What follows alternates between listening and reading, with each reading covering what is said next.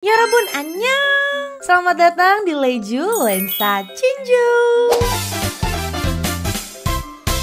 Jadi di berita minggu ini banyak banget hal-hal yang dar-der-dor ya kak ya. Mulai dari dunia K-pop sampai dunia K-drama. Apa aja sih berita minggu ini? Bentar-bentar, buat yang baru datang di channel ini, jangan lupa dong subscribe dulu tuh, klik tombol di bawah, sekalian nyalain loncengnya. Oke, berita yang pertama, ini dari dunia drama ya, yang judulnya Bon Appetit. Apa ya?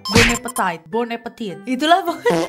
Tahu kan? Bon Appetit Your Majesty. Tahu dong, yang dimainin sama kembaran aku, Im Yuna. Jadi dramanya tuh udah bungkus ya kak ya, sudah selesai. Dan drama itu menutup ceritanya dengan akhir yang ada yang menganggap seru, kayak ini ending yang gue inginkan. Ada juga yang menganggap, aduh buru-buru banget sih nih drama nih, kurang nih. Ada juga tuh yang kayak gitu.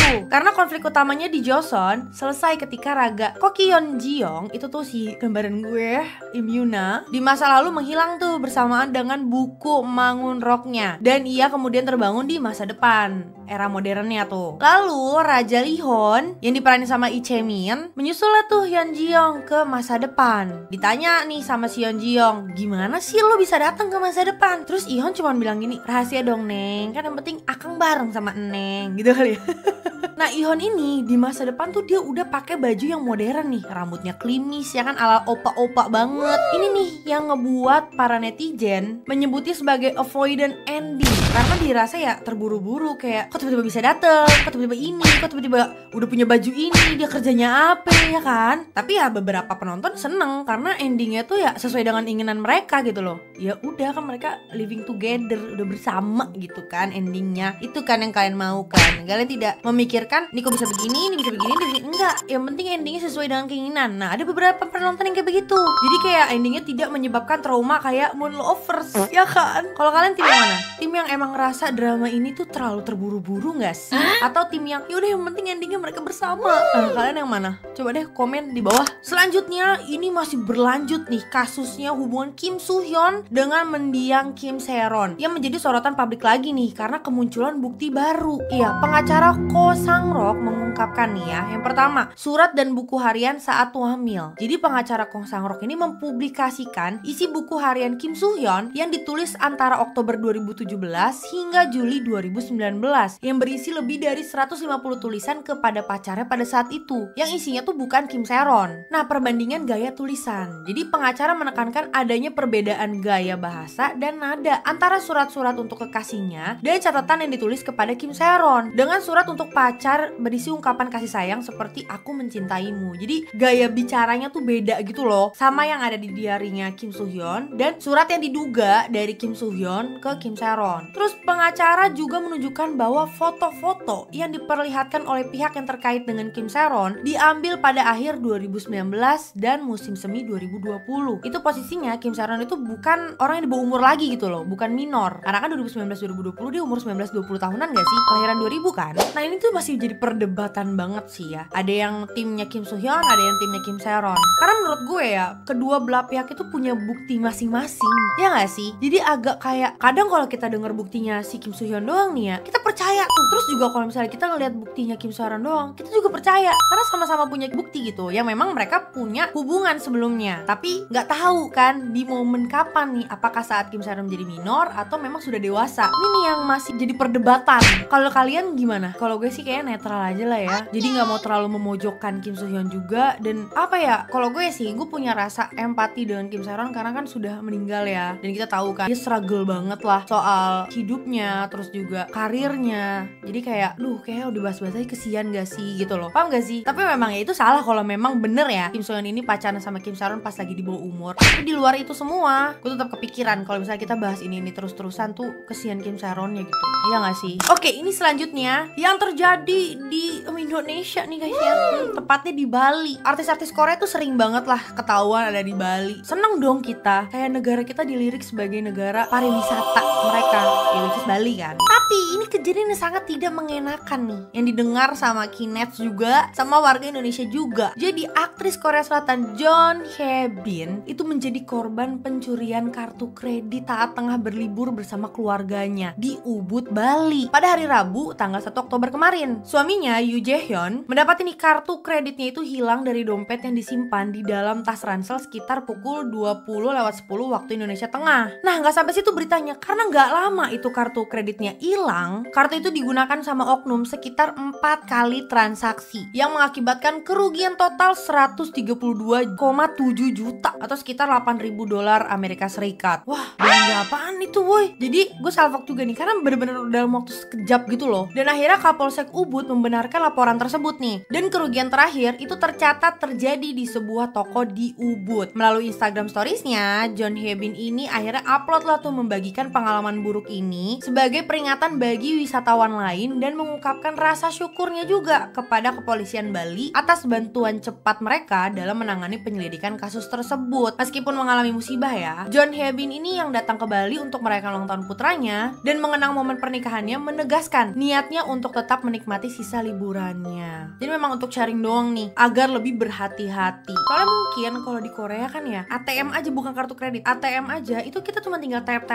doang. Dan kalau pembelian di atas 500.000 rupiah atau 1 juta rupiah itu cuma tanda tangan asal gitu dong, kayak tetet gitu, nggak pakai kode PIN. Itu ATM biasa. Lagi kartu kredit sama aja gitu loh. Mereka cuma tap selesai. Nah kalau di Indonesia kan debit itu kan harus pakai PIN, apapun pakai PIN gitu kan. Kecuali kartu kredit. Kartu kredit tuh biasanya nggak pakai PIN, cuman kayak tanda tangan gitu doang. Yang terbilang ya asal juga. Terus juga kalau kehilangan kartu ATM segala macam di Korea tuh hampir nggak pernah guys ada kasus nemu kartu ATM nih debit kek, kredit kek, terus dipakai sama pelaku tap itu enggak, karena bener-bener langsung ke detect banget. Dan itu termasuk kejahatan serius ya. Jadi mungkin John Hyebin ini cuman ngasih tahu pengalamannya supaya ya di Ubud Bali tuh nggak kayak di Korea mungkin ya. Karena kan yang tadi gue bilang di Korea aman. Kalau di Ubud nih mungkin ada oknum-oknumnya yang jahil nih, bener-bener nih. Semoga cepat ketangkep deh ya. Kita ikutin aja terus kasusnya. Oke, lanjut. Ini gue gedek banget. Serius segedek itu. Karena ini lewat juga di FYP gue dan gue repost.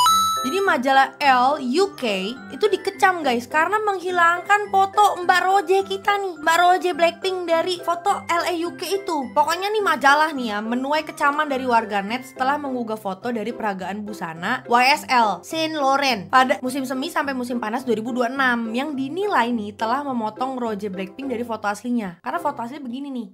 Mereka tuh berempat nih guys, tapi dijadiin begini, bertiga doang. Ini nih Roje nih harusnya berdiri samping Charlie XCX, Hailey Bieber, dan Zoe Kravitz. Nah, namun dia nggak terlihat sama yang diunggah sama si Ele ini. Tapi ya guys ya, nggak cuma di momen ini doang. Ini bener-bener video ini beredar banget. Roje, seorang Mbak Roje duduk begini. Mereka bertiga aja gitu kayak, aduh, Mbak Roje mending ngobrol sama gue dah, ya daripada sama orang-orang itu dah.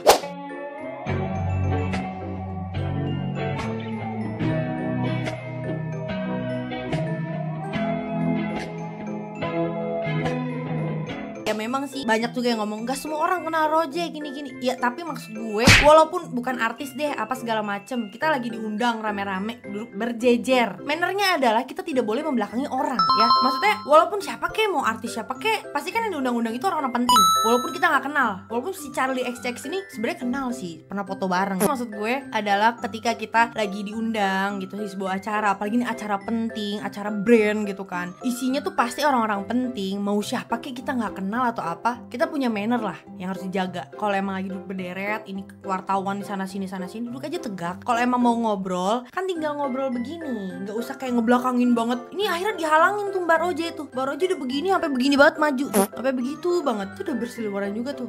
Ya udahlah ya. Oh lanjut. Pokoknya setelah kejadian itu, kan Charlie XCX juga dihujat. Nah, si Ele ini juga dihujat guys. Karena gimana ya, Mbak Roje ini kan duta global YSL ya. Mau kayak yang datang nih minimal tahu dong pasti duta globalnya siapa. Kalau nggak tahu yaudah nggak apa-apa, tapi seenggaknya jangan ngebelakangin. Gue masih di situ tuh. Yaudah pokoknya intinya itu. Sampai akhirnya majalah Inggris Elle UK ini telah mengeluarkan permintaan maaf menyusul kontroversi dugaan rasisme yang melibatkan Roje Blackpink. Karena memang dikenal banget. Karena Korea juga rasis ya. Cuman nggak di dunia industri gitu loh.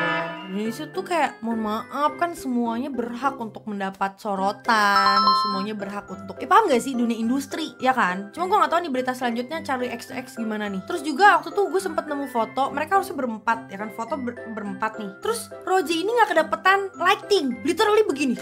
Nah yang ini doang nih, gue nya begini gelap banget. Bayangin Mbak Roje gue duta global.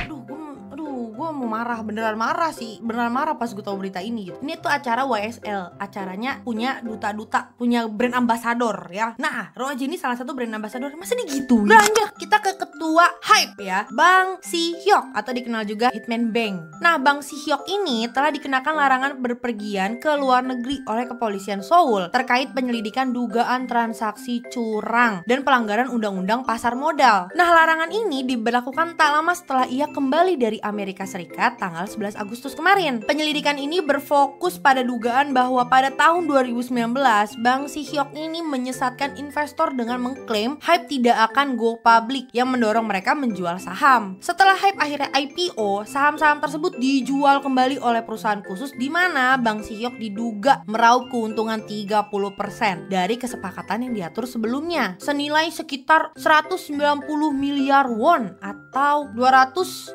triliun rupiah. Duit semua itu, bro. Nah, Bang Si-hyuk sendiri telah 2 kali dipanggil sebagai tersangka oleh polisi pada September kemarin. Nah, pihak Hype sebelumnya telah menyatakan bahwa mereka mematuhi semua hukum dan peraturan yang berlaku saat pencatatan saham. Ya, jadi diklaim sama pihak Hype ini, gue udah mematuhi hukum kok dan peraturan yang berlaku. Cuman ya udah lagi diselidiki ya, guys ya. Terus lanjut lagi ini berita Abang Siwon ya, Chae Siwon Super Junior dikecam lagi nih guys atas dugaan rasisme dan Islamfobia. Kalau yang kemarin 2 minggu atau 3 minggu yang lalu itu tuh diduga mendukung itulah ya, kalian tahu kan. Sekarang ini Chae Siwon Super Junior kembali menuai kontroversi setelah membagikan video di Instagram story-nya dari akun Reform by Chris dengan keterangan yang diduga mengandung unsur rasisme dan Islamfobia. Dan akhirnya unggahan ini mendapat kecaman lagi dari para fans ELF tuh dan K-popers juga. Terutama kan mengingatlah kita statusnya Siwon ini kan duta UNICEF ya. Jadi Abang Siwon mending repostnya video-video lucu kayak jokes bapak-bapak, jokes apa gitu, kata-kata hari ini itu kayak masih oke gitu loh Bang Siwon. Jadi mending jangan repost dah. Menurut kalian gimana? Coba boleh komen di bawah. Selanjutnya ini ada rumor yang menampilkan Julie Kiss of Life, Kang Min dan Yeonho Very. Jadi Julie Kiss of Life ini menjadi perbincangan tuh setelah beredarnya video di bar yang diduga menampilkan dirinya bersama Kang Min dan Yeonho Very di sosial media. Nah, meskipun wajah-wajah yang ada di video itu tuh terlihat ngeblur nggak jelas, tapi banyak banget netizen yang berspekulasi itu mereka guys. Dan akhirnya para agensinya menanggapi hal yang beredar ini. Kalau dari agensi Kiss of Life, S2 Entertainment itu bilang mendapatkan dan menyebarkan video secara ilegal merupakan pelanggaran hukum. Agensi akan mengambil langkah hukum terhadap orang-orang yang merusak image artis dengan menyebarkan rumor dan spekulasi. Jadi di sini ditegaskan. Sedangkan kalau dari Very agensinya nih, Jellyfish Entertainment, agensi membantah rumor tersebut dan menyatakan orang yang di video itu bukan artis mereka. Jadi bantahan tegas gitu dari si Jellyfish Entertainment. Kalau dari S2 Entertainment, mereka lebih ngasih peringatan. Lu kalau misalnya menyebarkan video ilegal gini kena ini gitu. Dan menyebarkan rumor segala macam lu kena hukuman, langsung ditindak tegas. Kalau dari Jellyfish membantah itu dengan keras. Oke, gimana guys berita minggu ini? Dar dong. Kalau ada kritik dan saran boleh langsung komen di bawah supaya aku juga bisa belajar buat di next videonya. Minggu depan ada berita apa lagi ya? Bye guys.